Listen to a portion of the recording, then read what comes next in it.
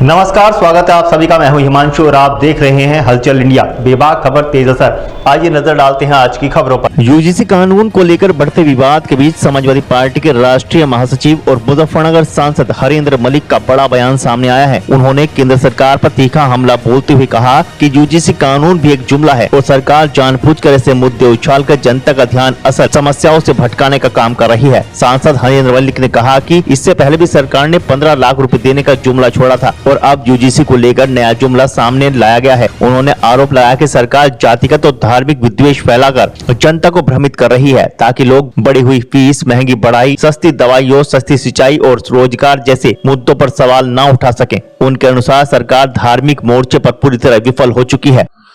देखिए, मेरा तो साफ मानना है कि हमारी भारतवर्ष की सरकार हर मोर्चे पर फेल हुई है।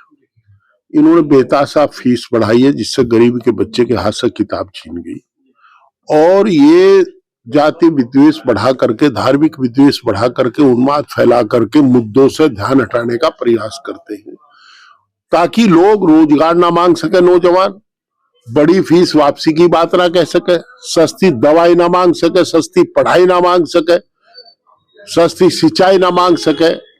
तो ये इस काम को करते हैं, इसीलिए इन्होंने काम किया और उन्हें किसी से कोई लेना नहीं, जानबूझ करके ऐसे मुद्दे ही करते हैं। सरकार आर्थिक मोर्चे पर फेल।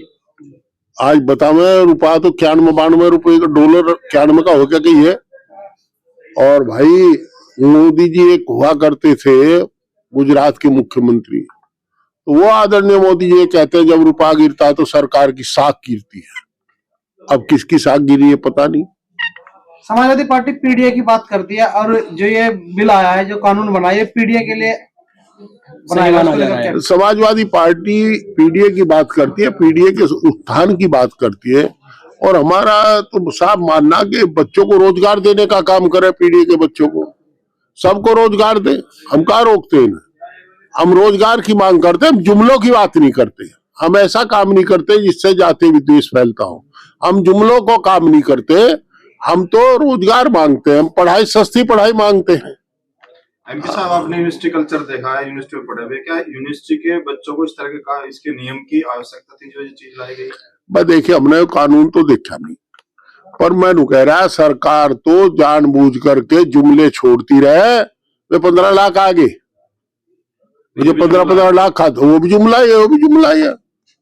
ये तो सफेद बुगले है, जहाँ बुगला भगत बैठ खड़ा रहे ना और मछली तुरंत गप दे, तो ये तो भाई देख तो जो कोई इनके हत्या चढ़ा है उसका तेल ही काट दे। यूजीसी में समानता का अधिकार है छात्रों के लिए, फिर इसका विरोध क्यों किया? अब तक ऐसा मानता थे, कौन विरोध कर रहा? समाज के लोग। अरे बाबा, मैं ये कह रहा हूँ कि देखिए, वो तो उनसे बात करो, मैंने तो यूजीसी पढ़ा नहीं, पर मैं इतना जरूर कह रहा हूँ कि ये सरकार निकम्मी है और सरकार ध्यान भटकाने का प्रयास करती है। एमपी साहब, सिटी मजिस्ट्रेट ने इस पर अपना रिजाइन दे दिया। जब कहीं मानसिक पीड़ा होती है तो आदमी कदम उठाता है। भाजपा के अंदर भी फूट देखने को मिली है, कई जगह भाजपा नेता को चूड़ियां भेंट की गई है। देखिए, फूट तो इनमें उस दिन भी होनी चाहिए थी जिस दिन 750 किसान शहीद हुए थे। फूट तो उस दिन भी होनी चाहिए जिस दिन एमएसपी गारंटी दी थी, जिस दिन बच्चों की फीस बढ़ी थी, नौजवान के हाथ से रोजगार छीना गया था। पर ये साहस नहीं कर पाते, भाजपा के लोग साहसी नहीं है। जो साहसी है वो आ जाएंगे, उनका स्वागत है। आपको लगता है कटांगे बटांगे? क्या सरकार नारा देती है, बटेंगे तो कटेंगे। अच्छा भाई, एक बात बताओ मुझे, सरकार रोज लोग कहे खतरे में है। कौन खतरे में है, किस तरह खतरे में है? ये क्या हिंदू खतरे में है? भाई हिंदू तो हम भी, हमें तो खतरा है नहीं कहीं। और फिर इन तब पूछो भाई, प्रधानमंत्री हिंदू, अगर इसके रहते हिंदू खतरे में तो इसे बदल दो, दूसरे को देख लो। गृह मंत्री हिंदू, अब फिर खतरे में तो दूसरा बदल लो। भाई ये अगर ये थक जा तो हम दे दो, वो काम देख लगे। शंकराचार्य को बदलने को लगे। हाँ, ये देखिए, अति उस दिन हुई जब इन्होंने अधूरे मंदिर में मर्यादा पुरुषोत्तम श्री राम की मूर्ति स्थापित की। आप लोग बोले नहीं, मतलब भारत के नागरिक, मैं भी उसमें हूं।